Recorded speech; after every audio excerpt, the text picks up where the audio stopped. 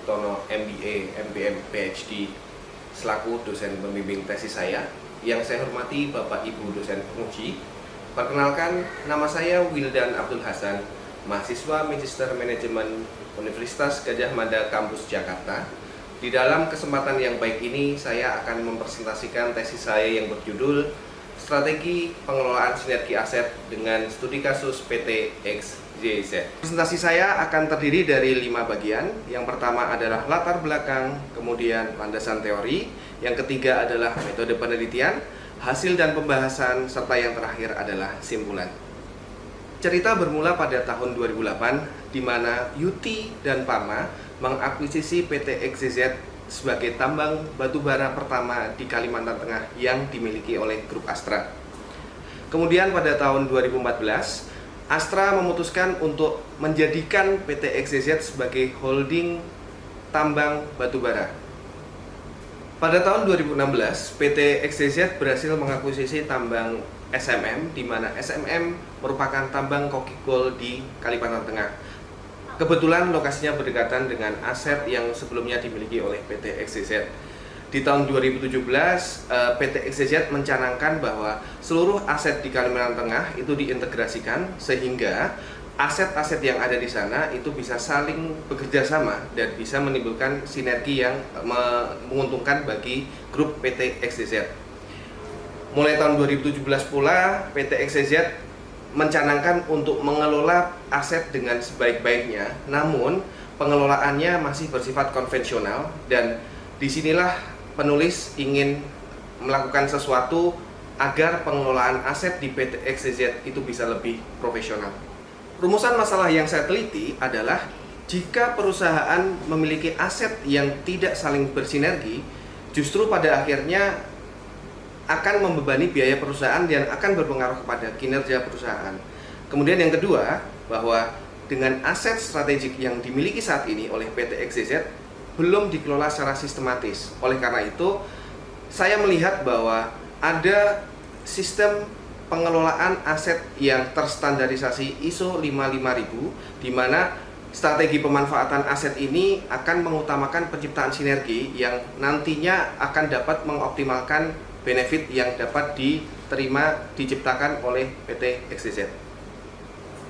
Ada beberapa pertanyaan penelitian di dalam tesis saya. Yang pertama adalah bagaimana strategi manajemen aset yang dirumuskan oleh PT XYZ dengan pendekatan strategic asset management. Kemudian yang kedua, bagaimana sinergi yang terbentuk dengan aset yang lain yang tadi dimiliki oleh PT XYZ, dan akan saya lihat dari 2 aspek, yaitu sinergi secara operasional, di mana kaitannya dengan pendapatan perusahaan, dan yang kedua adalah sinergi keuangan, di mana hal ini sangat erat kaitannya dengan biaya perusahaan. Dan dalam penelitian ini juga saya akan menekankan pada penciptaan sinergi, kemudian produktivitas perusahaan, kemudian yang terakhir adalah optimalisasi benefit. Tujuan penelitian yang ingin saya capai di dalam tesis saya ini ada 2, yaitu yang pertama adalah manajemen aset, di mana saya ingin menyusun strategi manajemen aset dengan pendekatan Strategic Asset Management Plan atau SAMP sesuai dengan standar dan pedoman yang ada di ISO 55000. Kemudian yang kedua adalah untuk mengidentifikasi gambaran secara menyeluruh mengenai sinergi yang tercipta di PT XYZ. Dan seperti yang sudah saya sampaikan di dalam pertanyaan penelitian, saya ingin mengkaji dari 2 aspek, yaitu sinergi keuangan dan sinergi operasional. Saya berharap penelitian saya dapat memberikan manfaat. Secara teoritis, penelitian saya menjadi tempat untuk menerapkan atau mengaplikasikan ilmu yang saya dapatkan di forum kuliah, disesuaikan dan dikembangkan dengan kebutuhan operasional bisnis. Kemudian yang kedua, manfaat praktis, di mana saya ingin memberikan rekomendasi terhadap strategi manajemen aset kepada PT XYZ yang lebih sistematis dan terstandarisasi secara internasional sesuai dengan pedoman ISO 55000. Penelitian saya akan terfokus kepada strategi manajemen aset fisik yang strategis, di mana diklasifikasikan sebagai aset yang berhubungan langsung dengan operasional dan melalui pendekatan SAMP atau Strategic Asset Management Plan sesuai dengan standar ISO 55000. Klasifikasi aset yang strategik setelah saya komunikasikan dengan pihak XYZ adalah aset yang memiliki nilai buku minimal 5 miliar rupiah. Menurut teori yang saya dapatkan di dalam perkuliahan bahwa manajemen strategis terdiri dari 5 langkah utama. Yang pertama adalah mengembangkan visi dan misi serta nilai inti. Kemudian perusahaan juga harus mengembangkan tujuan jangka panjang, menyusun strategi untuk mencapai tujuan dan visi perusahaan, kemudian menjalankan eksekusi strategi yang sudah disusun sebelumnya, dan yang terakhir adalah pengawasan serta evaluasi performa aktual dari strategi yang dijalankan oleh perusahaan. Nah, kita tahu bahwa dalam mengembangkan visi dan misi, perusahaan juga akan melakukan analisa baik lingkungan eksternal maupun lingkungan internal. Kalau perusahaan melakukan analisa lingkungan internal organisasi, itu terdiri dari 3 yang akan dilakukan analisa. Yang pertama adalah capabilities atau kemampuan, kemudian kompetensi inti atau core competence, yang ketiga adalah sumber daya atau resource. Nah, bicara mengenai sumber daya atau resource, sesuai dengan teori resource based view, di mana perusahaan harus dapat mengembangkan sumber daya yang dimiliki untuk mencapai keunggulan kompetitif, di mana analisanya bisa dilakukan melalui FRIO atau Friend Analysis. Di situ akan terlihat bahwa perusahaan memiliki kekuatan atau kelemahan terhadap sumber daya yang ada dalam suatu perusahaan tersebut. Sumber daya dibagi menjadi 2, yaitu sumber daya berwujud atau tangible resources.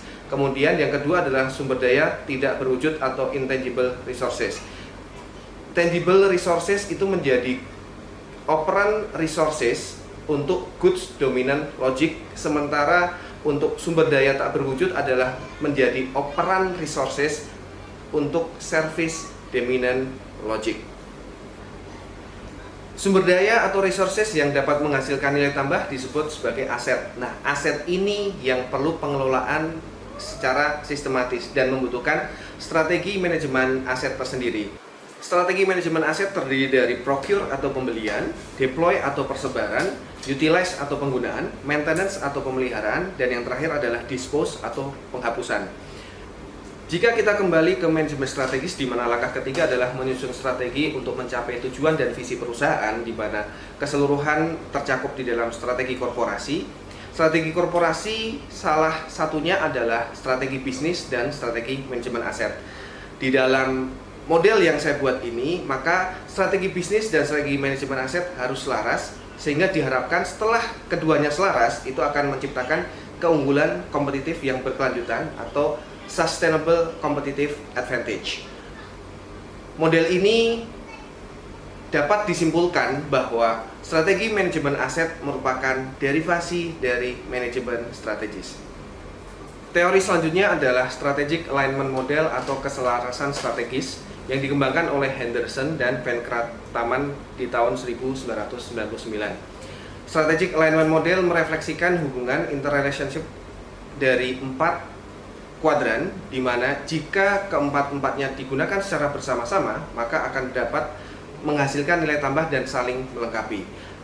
Dapat dilihat dari keterkaitan secara vertikal yang disebut kecocokan strategik atau strategic fit yang merepresentasikan komponen eksternal, dan secara horizontal yang disebut sebagai integrasi fungsional atau functional integration yang merepresentasikan komponen internal. Selanjutnya kita bicara mengenai strategic asset management plan, di mana ISO 55000 series terdiri dari 3, yaitu ISO 55000 yang berisi mengenai overview, prinsip, dan terminologi.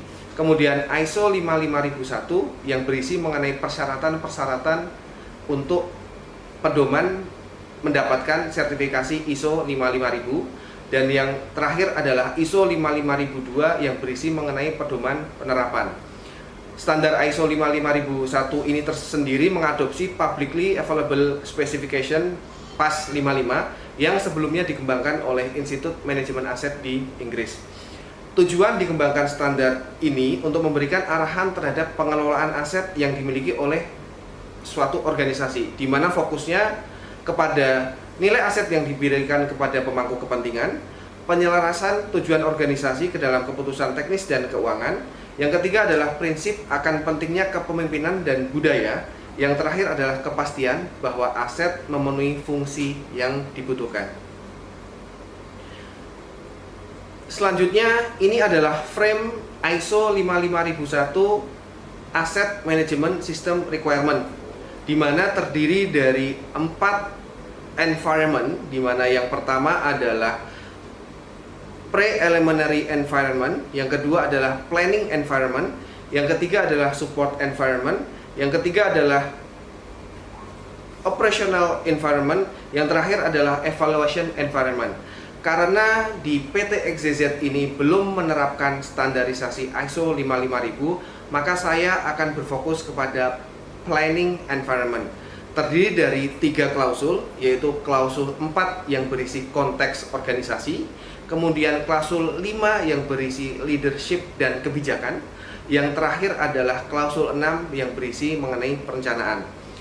Menurut Gold and Campbell, ada 6 wujud sinergi yang dapat dibentuk dalam aksi korporasi, yaitu shared know-how atau berbagi kompetensi baik yang lama ataupun dengan yang baru, kemudian shared tangible resources, berbagi sumber daya yang dibutuhkan, pooled negotiating power atau memiliki kekuatan negosiasi yang cukup besar. Kemudian yang keempat adalah coordinated strategies, di mana strategi yang dilakukan dapat lebih terkoordinasi. Yang kelima adalah vertical integration atau integrasi bisnis secara vertikal. Dan yang terakhir adalah combined business creation atau menciptakan peluang bisnis yang baru. Damodaran mengkategorikan potensi sumber sinergi menjadi 2, yaitu sinergi operasi dan sinergi keuangan, di mana sinergi operasi berkaitan dengan pendapatan perusahaan atau revenue suatu perusahaan, sementara sinergi keuangan berfokus kepada biaya perusahaan atau biaya operasional. Produktivitas perusahaan dapat diukur dari pendapatan operasional dibagi dengan biaya operasional. Perusahaan yang memiliki produktivitas tinggi memiliki nilai lebih dari 1, di mana pendapatan operasional lebih tinggi daripada biaya operasional. Produktivitas perusahaan dapat diukur dari benefit yang diberikan perusahaan itu maksimal, di mana benefit tidak hanya bicara mengenai margin atau profit suatu perusahaan. Benefit itu terkait dengan etika bisnis dan juga dampak sosial. Kerangka penelitian yang saya gunakan di dalam tesis saya dimulai dari identifikasi masalah, kemudian pengumpulan data yang terdiri dari data primer dan data sekunder. Dari data yang saya dapatkan, saya olah untuk bisa dibagi menjadi data untuk sistem manajemen aset dan analisa untuk data di sinergi aset. Di dalam sistem manajemen aset, saya mengolah data dengan teori strategic alignment model dan strategic asset management plan. Sementara sinergi aset itu terdiri dari sinergi operasi dan sinergi keuangan. Dari situ muncul sebuah analisa dan pembahasan, dan pada akhirnya adalah kesimpulan dan saran. Hasil dan pembahasan dari tesis saya dimulai dari analisa strategi manajemen aset. Di depan saya sudah bicara mengenai strategic alignment model, di mana saya melakukan analisa terhadap 4 domain. Yang pertama adalah analisa domain strategi bisnis yang terdiri dari ruang lingkup, kompetensi, dan tata kelola bisnis PT XYZ. Kemudian analisa domain infrastruktur perusahaan yang berisi mengenai infrastruktur, proses, dan skill. Kemudian analisa domain strategi aset yang berisi mengenai ruang lingkup, kompetensi, dan tata kelola. Yang terakhir, analisa domain infrastruktur aset yang berisi mengenai infrastruktur, proses, dan skill. Di bawah ini adalah contoh dari hasil analisa saya terhadap domain strategi bisnis dan analisa terhadap domain infrastruktur aset. Setelah dilakukan strategi manajemen aset, didapatkan keselarasan strategis atau strategic alignment, di mana strategi bisnis berperan sebagai domain anchor, yaitu sebagai penentu dalam menentukan strategi pengelolaan aset, dan infrastruktur aset sebagai domain pivot, di mana akan langsung berpengaruh jika ada perubahan terhadap strategi pengelolaan aset. Dalam strategi asset management plan yang sesuai dengan standarisasi ISO 55000 series, kita perlu memahami organisasi dan konteksnya itu sesuai dengan klausul 4. Yang pertama, kita harus memahami lingkungan internal dan eksternal suatu organisasi. Kemudian kita perlu memahami kebutuhan para pemangku kepentingan atau stakeholder. Yang terakhir adalah kita perlu memahami ruang lingkup pengelolaan aset. Yang pertama saya lakukan adalah saya melakukan list isu internal dan eksternal. Di sini saya memberikan contoh list internal dan isu eksternal untuk divisi engineering dan infrastructure, dan kemudian untuk divisi finance dan budget. Kemudian saya mendefinisikan para pemangku kepentingan yang terkait dengan organisasi PT XYZ ini. Di sini bisa kita lihat para stakeholder atau pemangku kepentingan. Listnya sudah merepresentasikan seluruh stakeholder untuk PT XYZ. Setelahnya, setiap para pemangku kepentingan memiliki ekspektasi masing-masing atau kebutuhan masing-masing. Dari ekspektasi ini, maka saya menentukan critical to quality, di mana itu akan menjadi acuan bahwa ekspektasi para pemangku kepentingan itu akan terpenuhi atau tidak melalui critical to quality. Setelah mengkaji dalam konteks organisasi, selanjutnya yang saya lakukan adalah melanjutkan untuk klausul 5, di mana klausul 5 adalah komitmen dan leadership. Top management menjadi pemimpin untuk dapat mengelola aset suatu organisasi yang pada akhirnya akan bertanggung jawab terhadap kualitas pengelolaan aset itu sendiri. Dari sini saya melihat bahwa PT XYZ belum melakukan standarisasi ISO 55000, sehingga komitmen dari top manajemen itu belum tercantum secara formal. Dalam hal ini, saya memberikan rekomendasi agar sosialisasi kebijakan-kebijakan, sosialisasi policy yang dibuat oleh top manajemen bisa nyampe sampai level yang paling bawah. Ada beberapa media yang saya gunakan untuk dilakukan rekomendasi, di antaranya adalah melalui email, audio visual, dan kemudian yang terakhir adalah melalui radio. Kenapa saya menggunakan melalui radio? Karena kita tahu bahwa proyek ini adalah proyek tambang batubara yang terdiri dari head office yang berlokasi di Jakarta dan site office yang ada di Kalimantan Tengah. Dalam menentukan peran masing-masing organisasi, perlu adanya struktur organisasi dan wewenang yang lebih jelas. Untuk itu, saya merekomendasikan karena di PT XYZ belum ada wewenang terhadap struktur organisasi yang jelas atau yang clear, maka dari itu, untuk pengelolaan aset ada personel yang bertanggung jawab selevel dengan departemen head.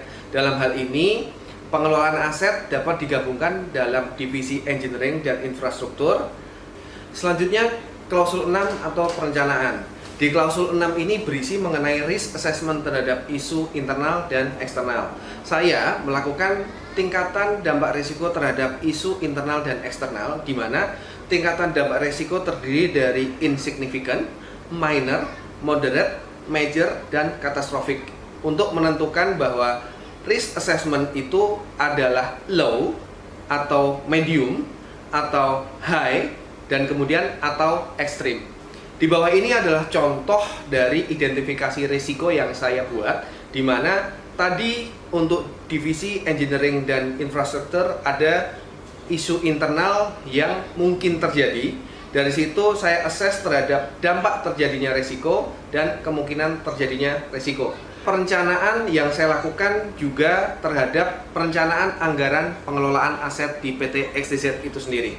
Saat ini anggaran disusun berdasarkan sistem line item budgeting atau traditional budgeting, di mana masing-masing departemen melakukan penyesuaian terhadap kenaikan bertahap di tiap tahun. Ini yang terjadi di PT XYZ. Rekomendasi yang saya berikan bahwa perencanaan anggaran pengelolaan aset ini dilakukan secara performance based budgeting. Jadi menurut analisa saya ada beberapa kelebihan menggunakan performance based budgeting. Yang pertama adalah pengelolaan aset dapat didasarkan penganggaran masing-masing aktivitas. Jadi setiap aktivitas itu bisa dilihat anggarannya. Kemudian yang kedua, lebih menekankan kepada input dan output dari pengelolaan masing-masing aset, sehingga kita bisa tahu bahwa aset itu diutilize secara optimal atau tidak. Yang terakhir adalah menggunakan referensi pemakaian actual anggaran dari aktivitas yang dilakukan, dan kemudian manajemen atau manajer aset juga dapat melakukan penyesuaian terhadap penggunaan anggaran jika diperlukan adanya penambahan atau pengurangan. Rekomendasi juga yang saya berikan kepada PT XYZ, saya melakukan kerangka penyusunan performance based budget dari awal sampai akhir. Hasil penelitian saya selanjutnya adalah mengkaji mengenai potensi sumber sinergi. Yang pertama adalah sinergi operasi. Saya melakukan analisa terhadap wujud sinergi sesuai dengan teori Gould and Campbell. Saya contohkan ada berbagi sumber daya yang berwujud. Berbagi sumber daya yang berwujud, sinergi yang terjadi. Yang pertama adalah penggunaan infrastruktur bisa dipakai secara bersama-sama, seperti jalan angkut, pelabuhan, tangki bahan bakar, dan gudang. Kemudian peralatan penambangan dan manpower itu mudah berpindah ketika ada kebutuhan karena lokasinya berdekatan, dan tambang yang dimiliki oleh PT XYZ itu juga di area yang sangat dekat, maka hal itu sangat mungkin terjadi. Penggunaan overhead juga dapat dioptimalkan seperti mobil sarana, bis karyawan, catering, dan lainnya. Contoh selanjutnya adalah kekuatan negosiasi. Dengan adanya sinergi ini, maka negosiasi dapat dilakukan secara terpusat kepada supplier bahan bakar, spare part, bahan peledak, kontraktor penebangan hutan, barging, sipil, dan juga lainnya. Ini adalah beberapa sinergi yang saya analisa sesuai dengan teori Gould and Campbell. Potensi bersinergi selanjutnya adalah sinergi keuangan. Dari sinergi yang dihasilkan dari PT XYZ ini, dari grup tambang PT XYZ ini, ada 4 hal yang saya temukan yang dari hasil analisa saya. Yang pertama adalah menghasilkan profitabilitas lebih tinggi. Di sini bisa kelihatan tambang yang dimiliki oleh PT XYZ, ada yang namanya SMM dan kemudian ada yang namanya ABB. Bisa dilihat profit jika tidak bersinergi nilainya adalah 73 juta US dollar setiap tahunnya. Namun jika terjadi sinergi antara SMM dan ABB, itu meningkat menjadi 80,4 juta US dollar. Yang kedua adalah kapasitas hutang bisa meningkat. Dalam dunia perbankan, kita tahu bahwa salah satu acuan perusahaan bisa melakukan pinjaman itu dengan DER 4:1. Bank biasanya hanya akan memberikan pinjaman dengan rasio tersebut. Dengan asumsi bahwa penyertaan modal tidak berubah, semakin tinggi profitabilitas suatu perusahaan, maka menunjukkan rasio DER yang lebih baik. Dalam hal ini, sinergi bisa meningkatkan kapasitas hutang. Yang ketiga adalah manfaat pajak. Yang paling signifikan yang saya lihat, yang saya lakukan analisa terhadap perusahaan PT XYZ adalah beberapa aktivitas yang dikerjakan oleh grup dengan harga yang jauh lebih murah. Namun kita tahu bahwa setiap transaksi juga harus arm's length basis, harus sesuai dengan industrial wise. Dari harga yang lebih murah itu menciptakan adanya manfaat pajak yang bisa didapatkan oleh PT XYZ. Selanjutnya adalah dengan melakukan peningkatan biaya depresiasi.